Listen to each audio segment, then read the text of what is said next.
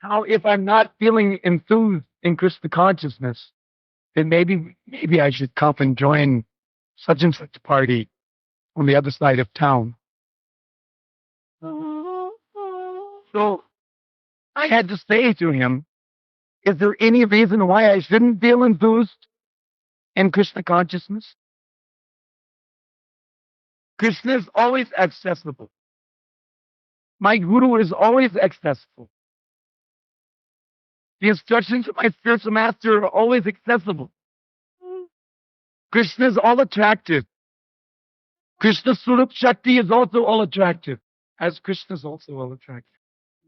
And as Shakti Base, my guru is also all attractive. His instructions are all attractive.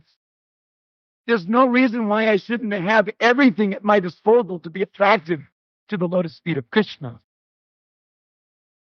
This ISKCON movement is complete.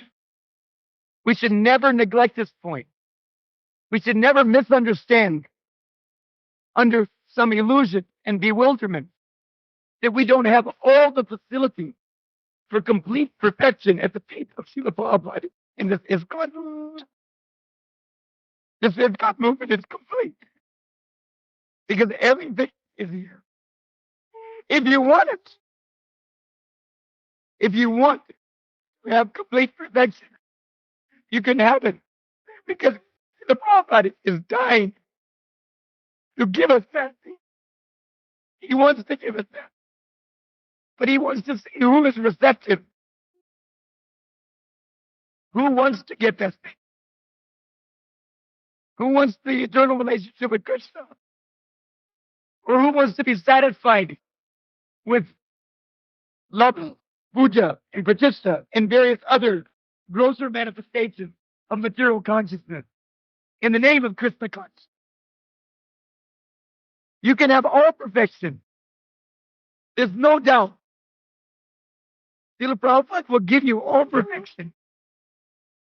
From him, everything is coming. It is not limited to the words written on a book. It is an affair between the sincere disciples and the spiritual masters.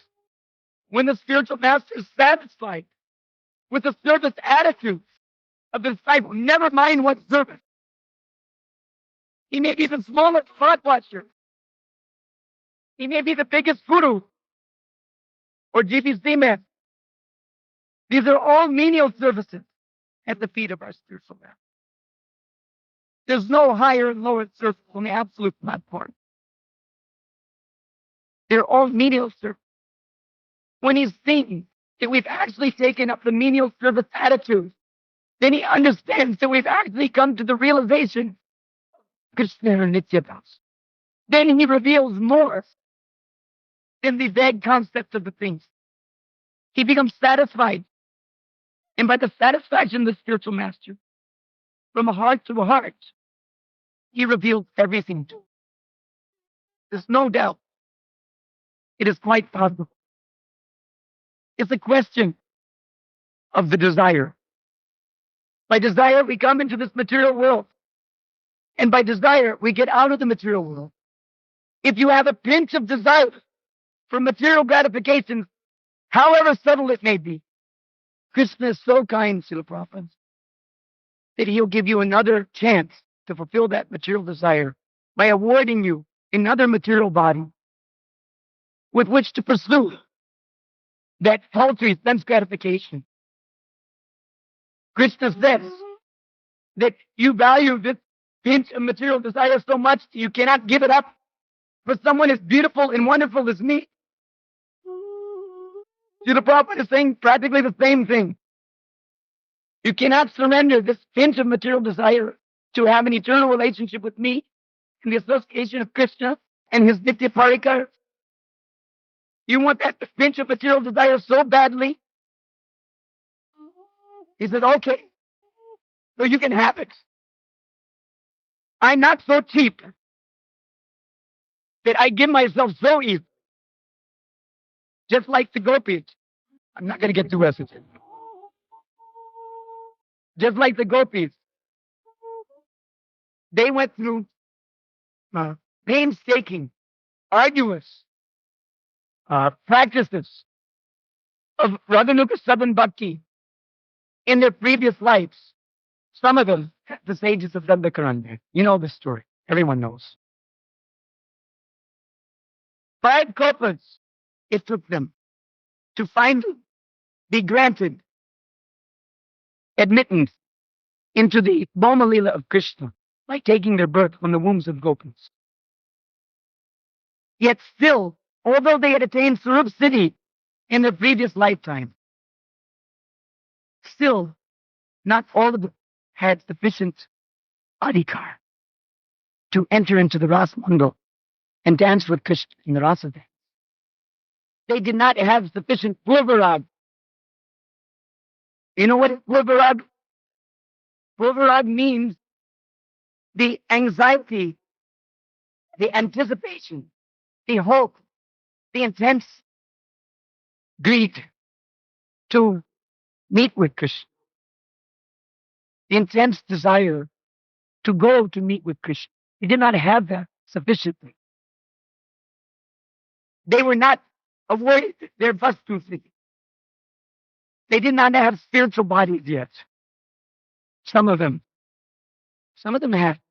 They were able to go because it's individual. This point is an individual affair. Some of them were locked into their rooms, and some of them were able to go. The point is that in the ultimate issue, everyone has to fly his own plane. That doesn't mean that we don't take advantage while we're on the ground of the association of our God brothers. We don't take shiksha.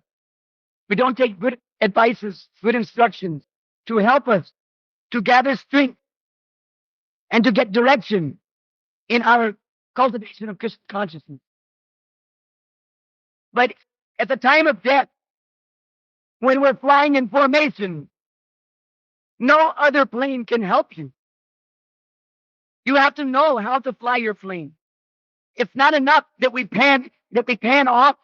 We pass the buck of responsibility to the rest of the society. The society will save us. But individually, we all have to become Krishna conscious. Individually, we all have to take responsibility. And individually, we all have to be prepared for revolution. We have to be prepared to change. So, my only request is that the basic underlying gist of all of this. Please forgive me if I've taken too much time or if I've said anything which appears to be against the Siddhanta of our predecessor acharyas. But my only request is that it may be that we have to individually, but we can individually do it together. We require good association. It's not enough to blame the others for being bad association. Anyone can do that. Blaming the others for being bad association. Prabhupada is told that we cannot blame anyone except ourselves for our lack of advancement in Krishna consciousness. There's no excuse for not being advanced in Krishna consciousness. It is our duty to be advanced association for the benefit of others. So at least we should try for it to our utmost for the satisfaction of Srila Prabhupada. So let that be my Vyas.